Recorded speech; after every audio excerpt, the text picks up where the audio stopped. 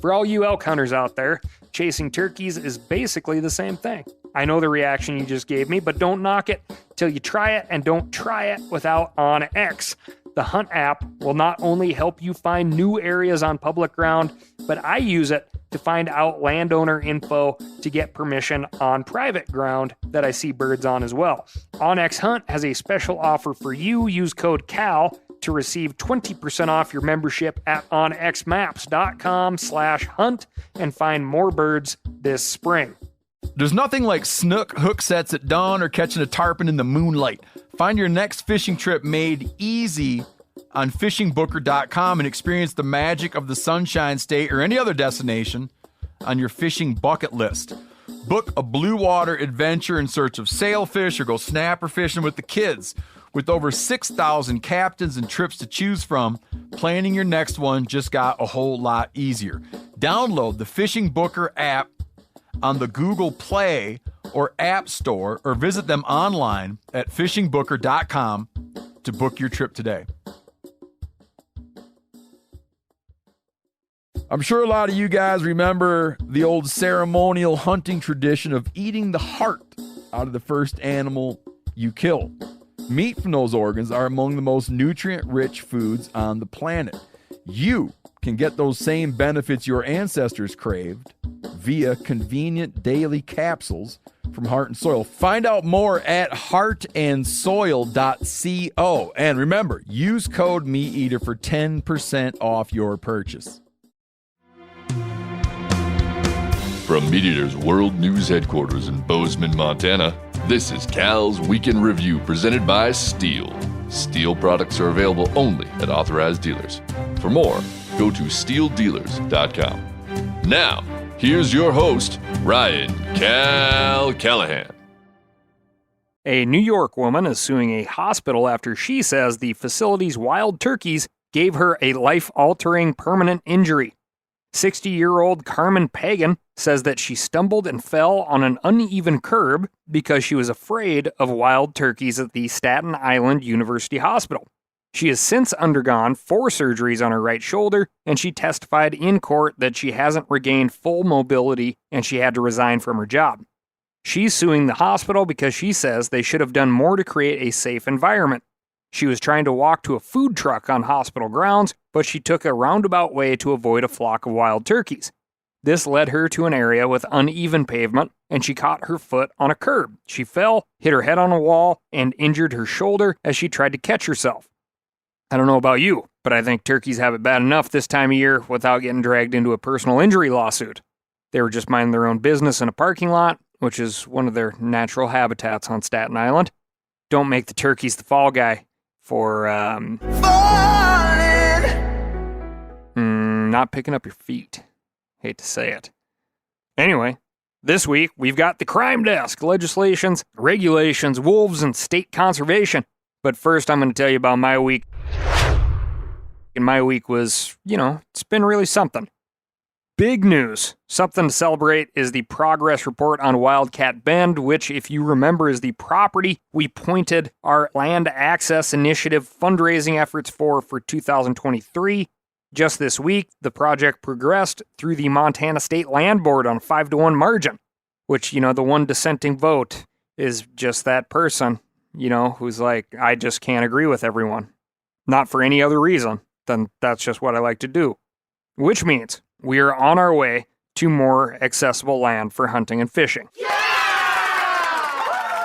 If that ain't enough, I had a really great opportunity to join the Duran family farm this week, and it happened to be opening weekend of the Wisconsin rifle season.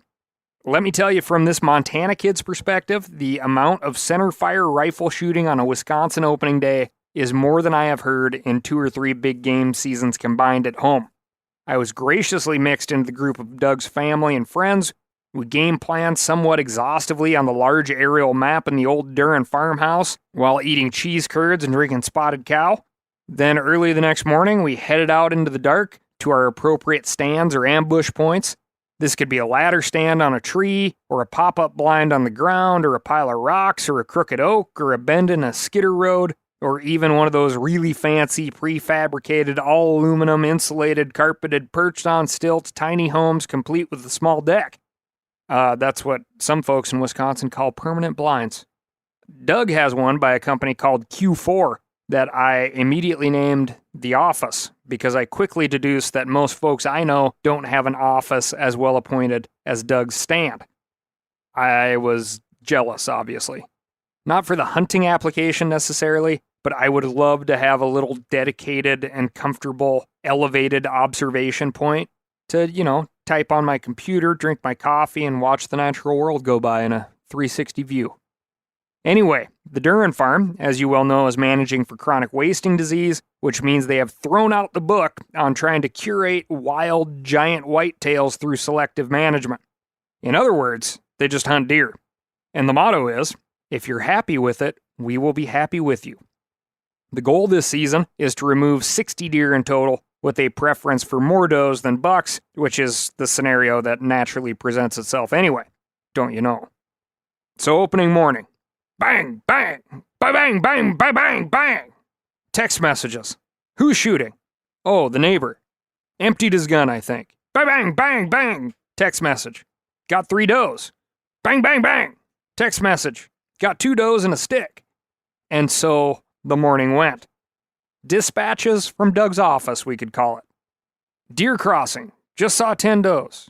Just saw 2 bucks. Pretty nice. 1 wide, 1 tall. Ooh, there's a nice buck. Then, graciously, as my thoughts turned to anxiety of being in the absolute wrong spot, having not seen really anything other than squirrels and 1 young buck chasing a doe at lightning speed through the tangle of greenbrier and wrist-thick oaks, my phone died. Do I stay or do I go?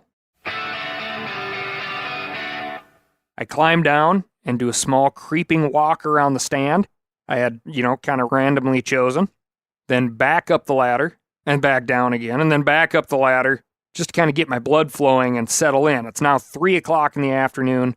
Something is going to happen. The rut is still on. Deer are being moved by other people. And eventually something does happen. Just as soon as the nothing that was happening got finished. That's how it works, right?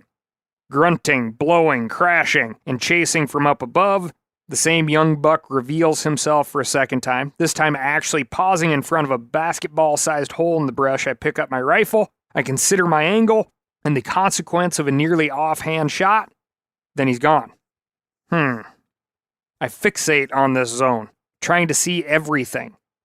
Then, when my eyes get bored of the terrain, I swing over my left-hand shoulder, where I get this view of a beautiful creek bottom. However, it is so thick that it lacks almost any real shooting possibilities. And as the evening breeze picks up, I see branches moving in the bottom, which turn, of course, not into branches, but the high white tines of an undeniably older buck. I wasn't exactly judging out there, but you do know a big buck when you see it. I align my rifle, no shot. I stand and leaned against the tree, no shot. Now I can clearly see this is a big deer.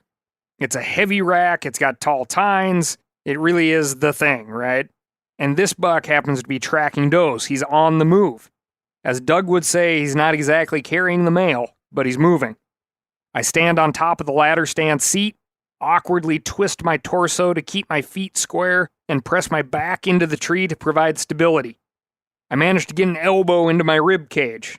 I see my hole through the foliage, and the buck's ribs fill the hole.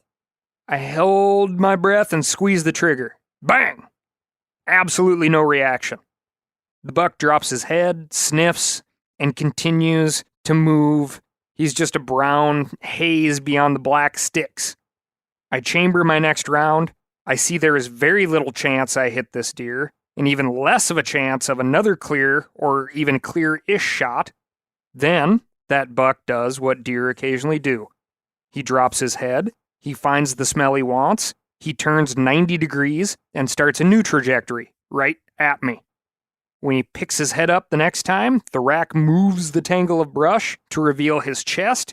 He's now looking head on, and the path is clear. Bang! This time, the reaction is immediate. He turns 90 degrees and hauls the mail. He's not on a trail, but he goes directly through the tangle of oaks, maples, and greenbrier, so thick it would unravel a sheep like an old thrift shop sweater. And 2 things happened that day. I sat in a tree stand for the longest I have ever sat in a tree stand in my entire life. And I got a buck, an old, heavy buck, who's all broken off in places and he's super cool. And I was happy with that deer, and everyone else was happy with me. Moving on to the crime desk. Wildlife officials in Utah are asking for the public's help identifying a poacher who threw rocks at an injured mule deer. The Utah Division of Wildlife Resources said in a press release that they were notified by witnesses who saw a man shoot a mule deer buck near the town of Beaver, about 175 miles southwest of Salt Lake City. The shot didn't put the deer down, so the man proceeded to throw what the DWR describes as several large boulders at the animal. One of those boulders hit the deer in the head, and the man was seen loading the now dead deer into the back of a beige pickup truck and leaving the area. The incident happened on October 14th of this year, and there were no legal mule deer hunts in that area on that day. If you know anything about this incident, give Officer Jeremy Butler a call at 435-310-0238.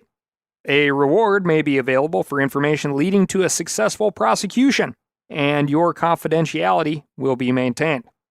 So, if you have a buddy who's real good at throwing large boulders, you may want to ask him where that buck came from. In Ohio, wildlife officials have launched an investigation into the person who killed the deer in a suburban neighborhood just north of Columbus. One resident of the town of Worthington told local media that he'd spotted a white-tailed buck while walking his dog.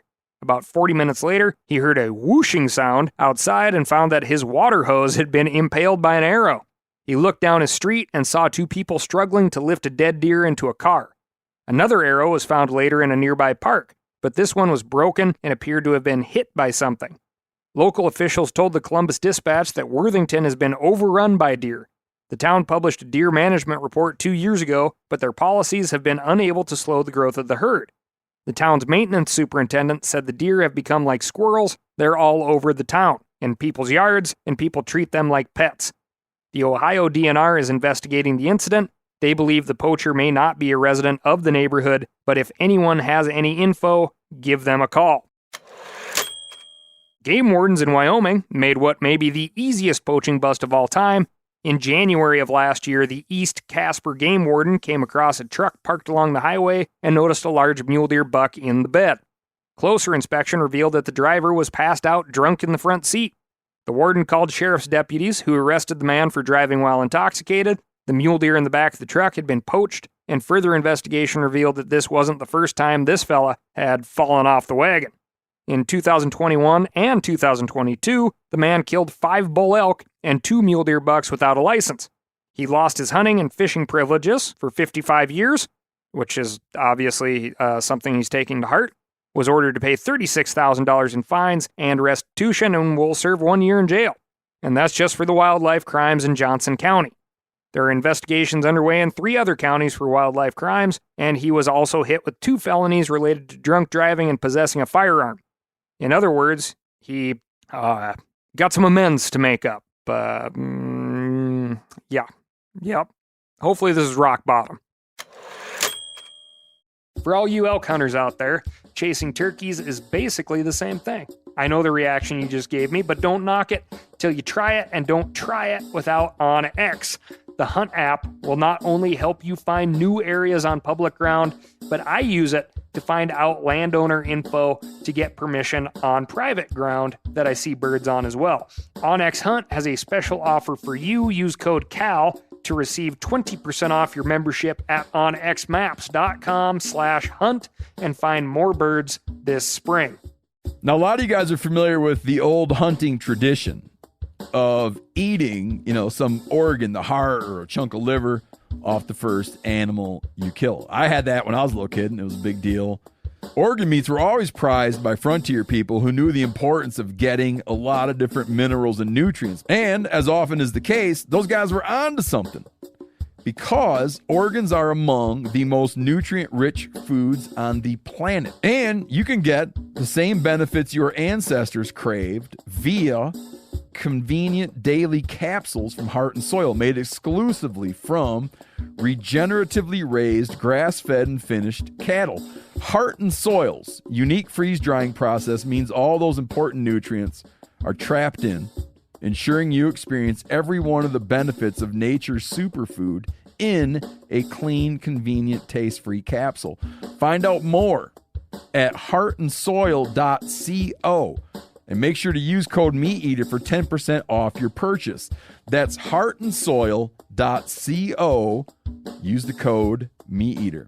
We've all seen plenty of gadgets and fads come and go, but here's one product that stood the test of time: Seafoam Motor Treatment. Lots of hunters and anglers know that Seafoam helps engines run better and last longer. It's really simple. When you pour it in your gas tank, Seafoam cleans harmful fuel deposits that cause engine problems. I'm talking common stuff like hard starts, rough engine performance, or lost fuel economy. Seafoam is an easy way to prevent or overcome these problems. Just pour a can in your gas tank and let it clean your fuel system. You probably know someone who has used a can of Seafoam to get their truck or boat going again. I guarantee you've listened to them because I use it, regularly. People everywhere rely on Seafoam to keep their trucks, boats, and small engines running the way they should the entire season. Help your engine run better and last longer. Pick up a can of Seafoam today at your local auto parts store or visit seafoamworks.com to learn more. We're going to move on over to the wolf desk. The Washington Fish and Wildlife Commission voted 6-3 last month to reject a petition that would have made it more difficult to kill wolves in the state. The petition was submitted by 11 animal rights groups and claimed that too many wolves are killed in Washington as the result of livestock conflicts. To correct this supposed issue, the petition asked to create a new rule to incorporate more restrictive standards relating to the use of lethal and non-lethal deterrents to address wolf-livestock conflict. It would have added more requirements for landowners to use non-lethal deterrent methods and made it extremely difficult to kill wolves for any reason. Given the recent history of the Washington Wildlife Commission, some folks were understandably nervous. But at a commission meeting last week, the Wildlife Department gave a strong presentation arguing against the petition. They pointed out that compared to other states, Washington kills remarkably few wolves every year. As of August of 2023, there were 15 livestock depredation incidents in Washington, but only 2 wolves were removed. In Oregon, by contrast, there have been 33 incidents in 2023, and 9 wolves were removed. Washington, in other words, killed wolves in only 13% of its depredation incidents, while Oregon killed 27% of wolves in its depredation incidents. And the proof is in the pudding. The overall wolf population in Washington has grown from only 5 wolves in 2008 to 216 last year. It's very hard, then, to argue that the state is killing too many wolves when the population has been growing so quickly. And yet, while the petition didn't pass, 3 commissioners still voted in favor of it: Melanie Rowland, Julia Smith, and Tim Reagan. Those of you in Washington state probably won't be surprised at that list. Smith and Rowland especially have been the loudest voices in favor of changing how wildlife is managed, and this kind of restrictive rule is right up their alley.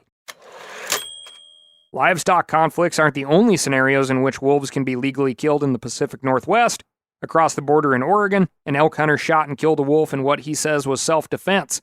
The elk hunter called the Oregon Department of Fish and Wildlife on November 2nd to report the incident. He said that a wolf came out of the timber while he was tracking an elk and started to approach him. He waved and yelled, but the wolf kept coming. The investigation revealed that the wolf was about 18 yards away when the hunter finally used his firearm to shoot the wolf once, killing it instantly. Another wolf appeared a short time later, but the hunter fired into the air and scared it away. It is legal in every state to kill an animal in self-defense, but it's important to follow this hunter's example, especially if you've killed an animal on the endangered species list. If you find yourself in that unfortunate situation, call a game warden right away, leave the scene intact, and tell the truth. It'll end your hunt for the day, but that's better than having your hunting license revoked for trying to conceal what happened. Moving on to the cold case desk. The sheriff's office in Sauk County, Wisconsin, which I'm about 500 feet away from, is asking deer hunters to be on the lookout for anything suspicious. Specifically, Sheriff Chip Meister is asking for help finding 13-year-old James Yablonsky. Yablonsky has been missing for almost 4 months, and law enforcement is stumped. So they're hoping that hunters will be able to provide new leads as they head out into the woods in search of whitetail. The request might sound a little strange, but hunters are often in the best position to find things criminals have tried to hide in the woods. Meat Eater contributor Pat Durkin published an article in 2020 tracking this phenomenon. He highlights several cases in which hunters have found bodies and other evidence, and you've probably noticed it yourself whenever something strange is found in the woods or on the water. It's often a hunter or angler who's done the finding. In fact, just last week, a hunter in central Texas stumbled upon partial human remains while walking through a wooded area. The Burnett County Sheriff's Office says the body had been there several months or even several years. They know who the person was, but they aren't releasing any additional information until they notify next of kin. They say no foul play was detected and the cause of death still needs to be determined. There is no hard data on how many missing persons hunters find every year, but an official with the National Missing and Unidentified Persons System told Pat Durkin that bodies start turning up in the spring when hunters go after turkeys and in the fall when deer seasons open. Quote, hunters are out there in places no one else goes. They can see better because the foliage is down and they're just aware of their surroundings. Hopefully law enforcement finds Yablonsky alive and well, but if Wisconsin hunters stumble upon something suspicious, they should stay in the area, not disturb the scene, and call 911 right away. In another case that still hasn't been solved, law enforcement officials are vowing to keep up the search for the person who killed a Minnesota hunter 7 years ago. On November 7, 2016, 41-year-old Terry Brisk was found lying in the woods. The man had been hunting on his family's property, and further investigation revealed he had been shot and killed with his own rifle. The gun had been hidden somewhere else in the woods, and it wasn't until 2017 that the murder weapon was actually found. Brisk's family has refused to allow the case to go cold, and now it looks like their perseverance may pay off. Morrison County Sheriff Sean Larson told local media that they have new investigative tools to help recover electronic data that have just become available within the last year. They're retesting some of their evidence because these new tests are more accurate and they hope it will provide new leads. Still, the biggest breaks in a case often begin with witness testimony. The sheriff's office revealed last year that they're looking for a blue van that was in the area on the day of the shooting. They've also offered a $30,000 reward for any information that leads to an arrest and conviction.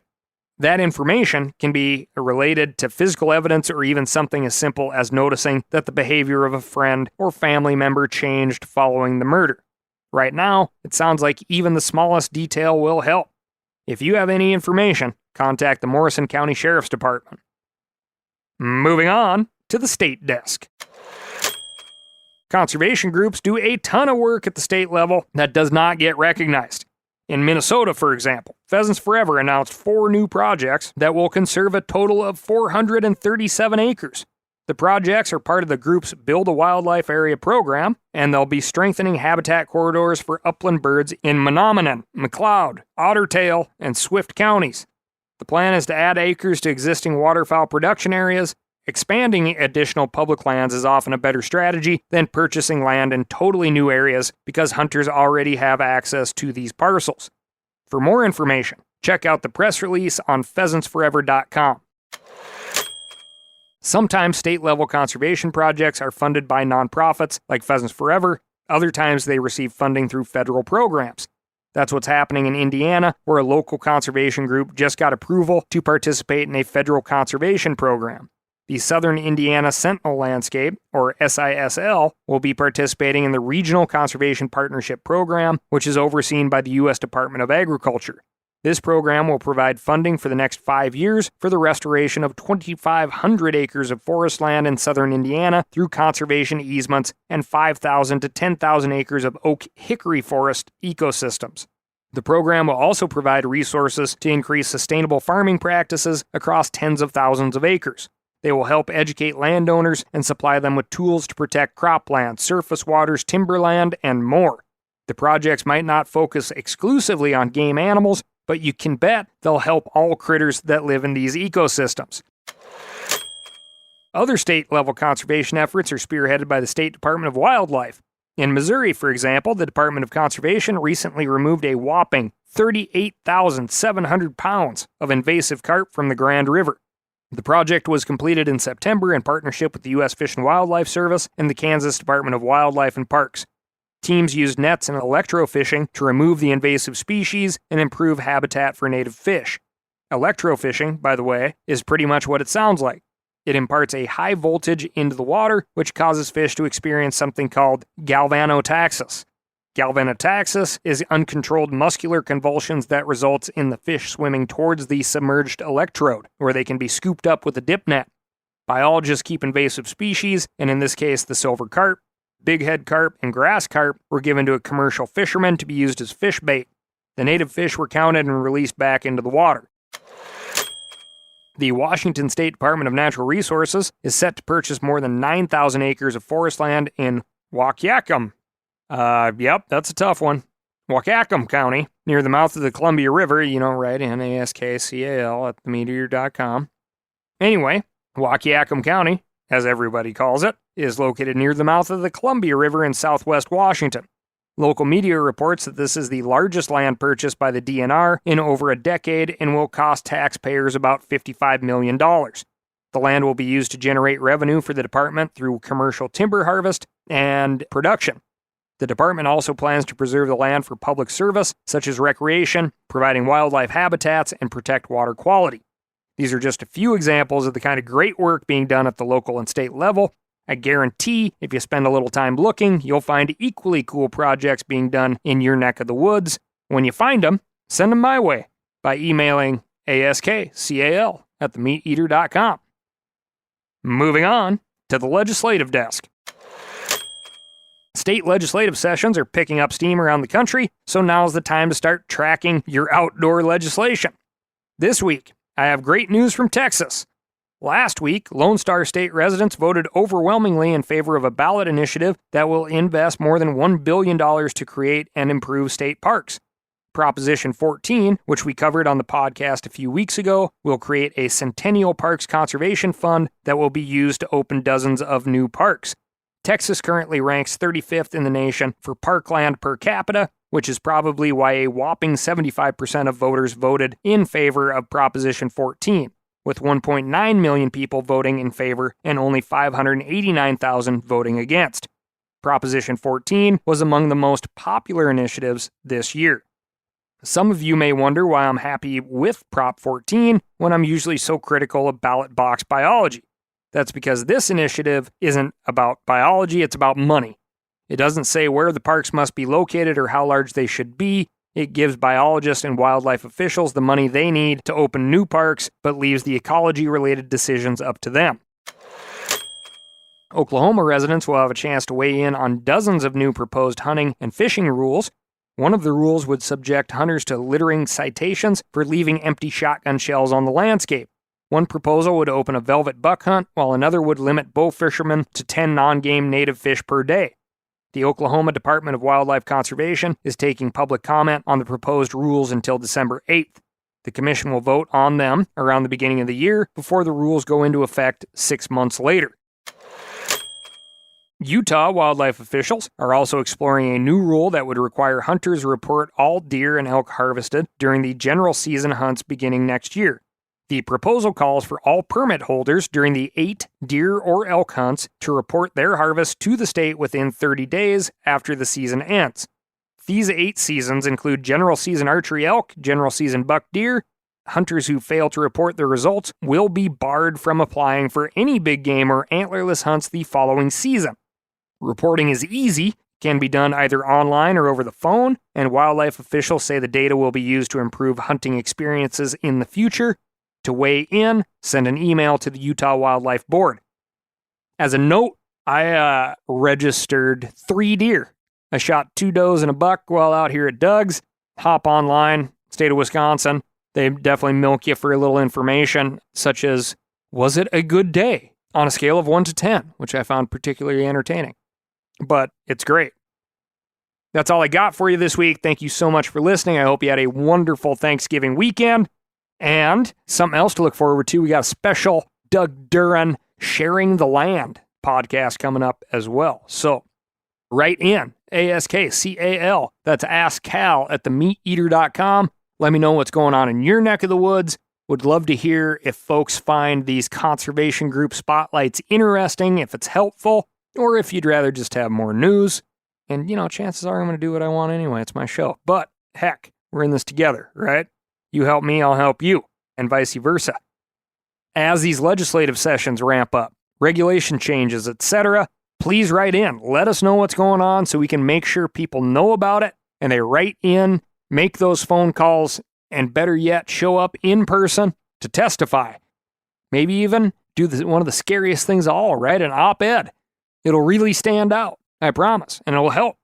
Got to talk to those non-hunters too. So, thank you so much for listening. I'm going to go out and cut some wood with Bubbly Doug here before I head for the airport. And of course, we're going to be using clean, quiet, steel, battery-operated chainsaws. Those suckers just get the job done, and they're just so nice. We can have a conversation while we're bucking up wood. Big old oak trees out here. It's amazing. Anyway, thank you so much for listening. Go to www.steeldealers.com to find a local, knowledgeable steel dealer near you. They're going to get you set up with what you need, and they're not going to try to send you home with what you don't. Thanks again, and I'll talk to you next week.